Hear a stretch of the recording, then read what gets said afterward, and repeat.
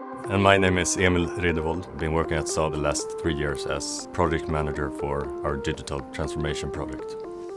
We have worked 10 years with digitalization and transformation. Prior to that, it was more traditional tool management and just having the digitalized tools to work with, but not actually connecting the data. The management had the foresight to see we have to change the way we work and how we conduct our business. It's very different products in the portfolio, so we have to have the flexibility to find the most efficient way for each product. The most important part is the technical aspect of data management, digital thread, and getting that in a holistic view.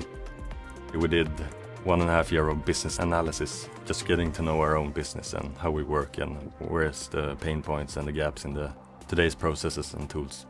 So now we are transitioning towards system implementations. We already implemented and are live with some capabilities within the system, trying to highlight those more softer values that comes with implementing modern tools, because it's not just the KPIs and the measurable data, it's also who are using the tools and how do they feel when they use the tools. What's their digital work environment?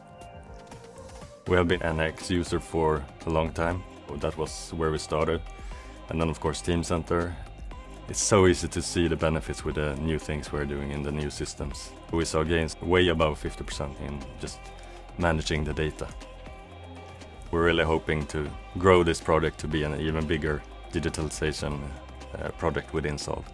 So we want to build that data model that shouldn't care about what system you're using, and you can export or scale up the implementation to encompass more of the organization.